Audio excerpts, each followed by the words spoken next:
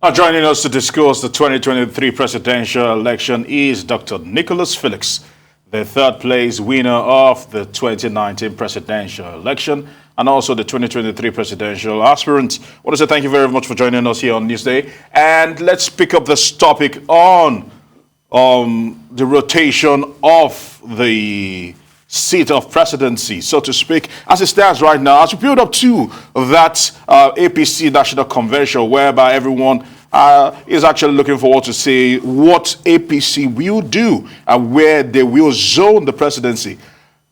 What's your opinion about this South-South, Southwest presidency? Or do you think presidency and the ticket should be based on merit? Yes, good afternoon, and thank you for having me. Good to be here with you guys. It is very clear that it is not constitutional for power to be rotated. I believe and I stand for the rule of law.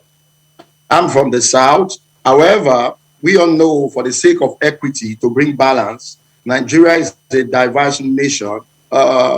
We suggest that power should be rotated. But it's not constitutional, so it's not something that we should make a law and start agitating and start querying any party who choose to bring anybody from the north. As far as you are in Nigeria born, you qualify to run for president, whether from the north or from the south. So we're not going to stop anybody coming out. But let's not forget that Nigeria is a diverse nation. So I clamor for power to be rotated. But it's not something that should, become the order of the day. We should focus on the candidates, focus on merit. And in my opinion, what we should be focusing on is electing a youth, not just any other candidate. Well, but I'm curious, should age be a disqualifying factor for becoming the president of Nigeria? A lot of people are clamoring that the elder statesman should retire and give way to the younger one. Is that really necessary? Oh, yes. Absolutely necessary. Age should be a disqualifier. My dad retired at the age of 65. Over 20 years ago, he retired. If retiring our civil servant is not important, if it's not something that is necessary, why do we retire them at 65? But unfortunately, our politicians don't retire. Even at 90, they still want to run for office. These men are old, they are of age. Let me be respectful to them and call them our fathers. I think it's time for them to retire and give the youth a chance. Now, let's bring it to perspective here. Muhammadu Buhari, when he was in office, he was in his 40s, in his 30s. These guys took over power in their early 30s, some of them even in their 20s. And as a result of that, you could say they did a little bit better than what we are seeing today. They are of age. You can't compare an old man to a young youth. We are energetic. We have visions. We have dreams. And we'll be able to lead the nation to where it's supposed to be. So I think what we'll be clamoring for now, apart from coming from the South, the main focus should be the next president should be a youth, not an old man who can't even reason. Many of them are health-wise, their health is failing them, and yet they still want to rule a nation. To rule a diverse nation like Nigeria, it needs a lot of energy. You need somebody who is up and doing, somebody who can articulate, somebody who can engage Nigerians, who can engage foreign leaders in ensuring that Nigeria gets to the next level. So age should be a factor in this next election. Dr. Felix, seeing as how you are a representative of the youth and without all the gray hairs, and you are also a presidential aspirant, I want to know what other qualities you have to bring to the table that would make you a good candidate to run this nation come 2023. Yeah, that's a good question. And the second time I'm getting it. Number one, I've lived in a nation for 18 years where almost everything works. I understand system that should be in place. When we're speaking of Africa, we always compare Africa to the European nations, to America, to Canada, and all of these developed nations. Now, I understand the system. I've been here for 18 years. For example, 18 years, I've never experienced power failure apart from once it happened and for 6 hours. So I understand what the system takes. That's one experience I'm bringing. Number two, I'm focused on security. I'm big on security. My main focus is security. My strength is security. I even have security company here in America and also in Nigeria with hundreds of employees. So I'm bringing that experience, that expertise to Nigeria to ensure Nigeria is safe. Remember, No nation can experience economical growth without being secure. Take a look at all the nations who the economy is blossoming, who economy are growing, is because the nation are safe. So I'm bringing security. And number three, I'm energetic. I've been able to establish business, even in a strange land. In the past 7 years, we'll be able to employ over 2,000 people in our companies. So I believe with this experience, I should be able to lead our nation, Nigeria, to where it's supposed to be, focusing on security.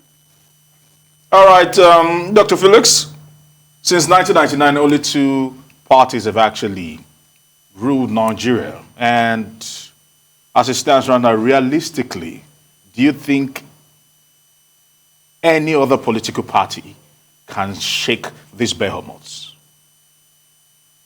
Yes, from my experience in 2019, it is absolutely, let me not use the word impossible, but it is going to be really, really difficult.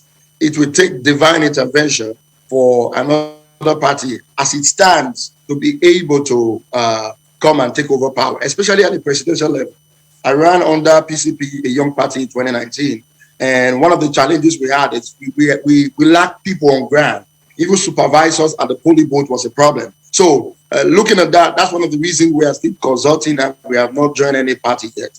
Don't forget, it took several parties to come together to make APC what it is. So if other young parties, or if there's going to be a powerful third force coming up, we are going to expect that some of these young parties will have to come together and be able to shake the table a little bit. It may not happen overnight, but they will be able to shake the table and be able to bring their presence gradually. And hopefully, in no distant time, we will have a third political party who is also very strong. But as it stands, I still give it to APC and PDP.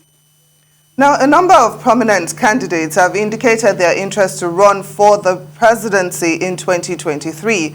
How confident are you that you can run against them and also win?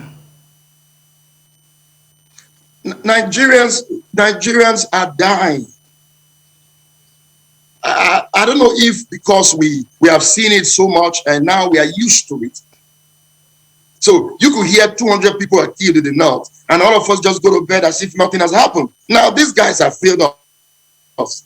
I will be amazed if some of these guys who are coming out are elected as president. Look at Oju Uzokalu, who was convicted a criminal. I mean, I'm not naming him. He's all over in the public. He was convicted for corruption. At the end of the day, I was amazed that he had the boldness to come out and declare for office. Look at Yahya Bello, who has not been able to pay state workers for months. Dr. Felix, I have to interrupt you. I apologize. For the sake of time, we have one last question. What do you say to those who assume that because the politics is an all-boys club and it is man, no man, and you have been living out of the country for quite a while, are you not a little bit disconnected from the issues and the actual players that are able to make your dreams come true as president?